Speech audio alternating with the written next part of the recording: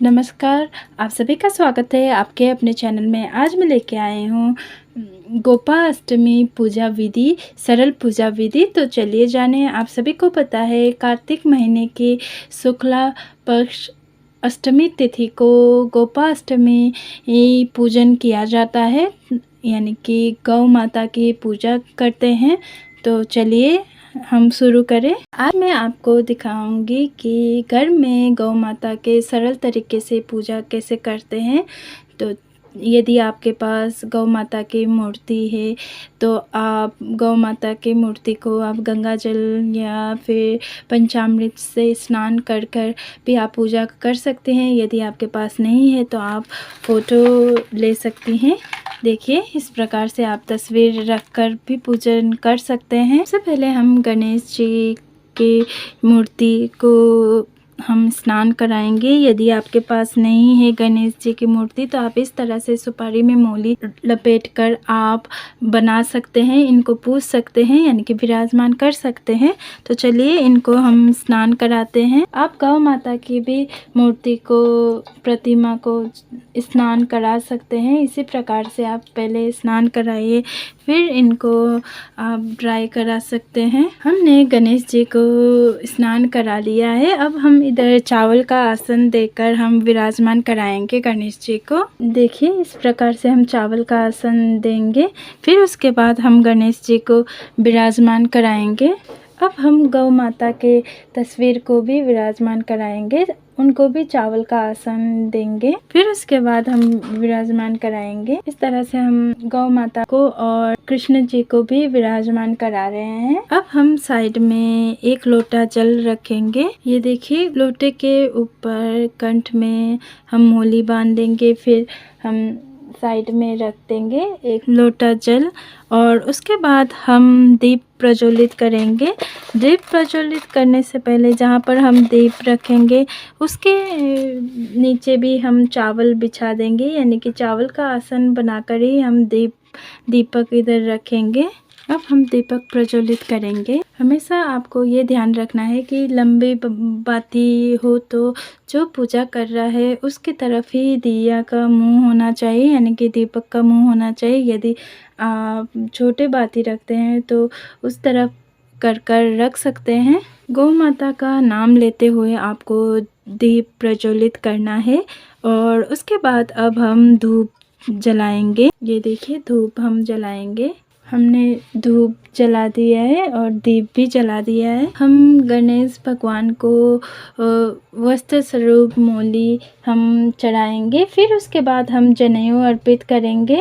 यदि आपके पास जनेऊ नहीं है तो आप मोली भी वस्त्र स्वरूप में चढ़ा सकते हैं। अब हम गौ माता की तस्वीर पर मोली, ये देखिए, हमने स्वरूप मोली अर्पित कर दिया है। आप चुनरी भी अर्पित कर सकते हैं। अब हम सबसे पहले गणेश जी को तिलक करेंगे, फिर उसके बाद हम गणेश जी को तिलक करने के बाद हम गौ माता को तिलक करेंगे, फिर कृष्णा जी को तिलक करेंगे, हम बछड़े को भी तिलक करेंगे, हम लोटे में स्वस्तिक का चिन्ह बना देंगे, फिर उसके बाद हम अक्षत समर्पित करेंगे।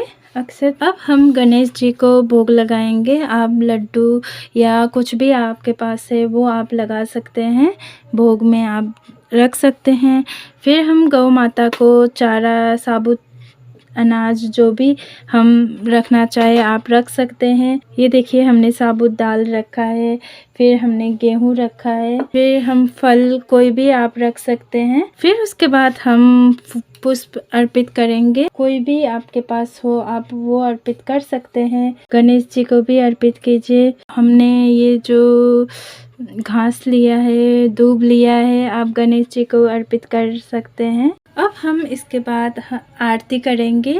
पहले हम गणेश जी की आरती करेंगे, फिर उसके बाद हम गौ माता की आरती करेंगे। सबसे पहले हमें गणेश जी की आरती करनी है। यदि आपको गणेश जी की आरती आती है तो आप आरती कर सकते हैं। गौ माता की आरती भी आती है तो आप आरती गा कर सकती हैं। इस तरह से हम आरती करेंगे। ये सारे जो चारा है, जो हमने साबुत अनाज रखे हैं, वो आप गौशाला में जाकर आप गाय को खिला सकते हैं। इस प्रकार से हम गणेश जी की आरती करेंगे। फिर उसके बाद हम गौ माता की आरती करेंगे। यदि आपको गौ माता की आरती नहीं आती है तो आप कान्हा जी की आरती भी गा सकती है, गाकर कर सकती है, क्योंकि कई लोगों को भी नहीं आता आरती गौ माता की, इसलिए आप कान्हा जी की आरती गाकर भी कर सकती हैं, या आप इंटरनेट में सुनकर भी आप कर सकती है। इसके बाद हम हाथ पर जल और पुष्प लेके हम मिन्नत लेंगे। इसी प्रकार हम हाथ जोड़कर भगवान से माफ़ी मांगेंगे, क्षमा मांगेंगे कि हमने जो भी पूजा में भूल की हो, गलती हमसे हुई हो तो हमें क्षमा कर दीजिए। कर हम इस प्रकार से माफ़ी मांगेंगे और भगवान से प्रार्थना करेंगे कि आप हमारी जो भी मनोकामना है हमारी पूरी करें, हमारे घर परिवार की रक्षा करे, हमारे परिवार के ऊपर कृपा बनाए रखे। यही हम प्रार्थना करते हैं, कहकर आप प्रार्थना कर सकते हैं। इसके बाद हम भगवान को हम दक्षिणा अर्पित करेंगे।